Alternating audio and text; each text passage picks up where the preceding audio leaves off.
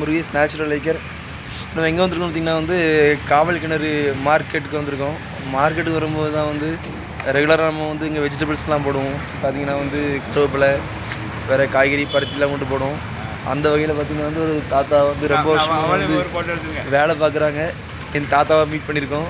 அவங்களுடைய எக்ஸ்பீரியன்ஸ் கேட்கலாம். தாத்தா உங்களுடைய நேம் வாங்க தாத்தா. உங்கள் நேம் என்ன தாத்தா? வாங்க கொஞ்சம் தள்ளி வாங்க, நீங்கள் பயப்படாதீங்க, தள்ளி வாங்க, உங்களை கடத்தலாம் மாட்டோம். உங்கள் பேர் என்ன தாத்தா? என்னடா வேலை பார்க்குறீங்க? 35 வருஷம் பாருங்க, 35 வருஷமாக தாத்தா வேலை பார்க்குறாங்க. தாத்தாவுக்கு இந்த வந்து காவல்நர் ஊர் தான் வந்து. தாத்தா நீங்கள் இங்கே வந்து என்ன வேலை பார்க்குறீங்க? மார்க்கெட்டில் வந்து இடம் விற்கிற வேலை தானே? சரி சரி. இது உங்களுக்கு சாட்டிஸ்ஃபேக்ஷனாக இருக்கா? நல்லா பிடிச்ச வேலை தானே? கட்டுப்படி ஆகுமா சம்பளம்லாம் உங்களுக்கு? கட்டுப்படி ஆகும். இதில் வந்து விவசாயிகள்லாம் வந்து போடுறாங்களா, அவங்களுக்கு விவசாயிகள் லாபம் கிடைக்கும் நினைக்கிறீங்களா?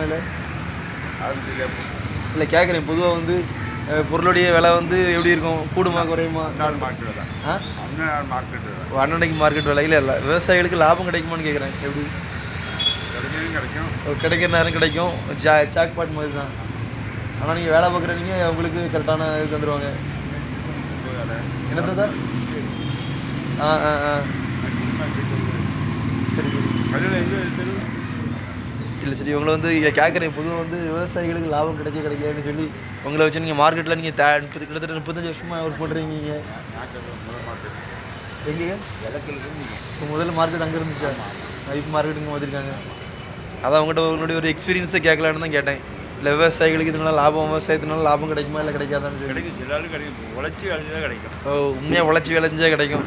அப்போ கண்டிப்பாக விவசாயிகளுக்கு சப்போர்ட் இருக்குன்னு நீங்கள். சரி பாருங்கள், விவசாயிகளுக்கு சப்போர்ட் இருக்கிறாங்க. கிட்டத்தட்ட 35 இயர்ஸ் எக்ஸ்பீரியன்ஸ் பாருங்கள்.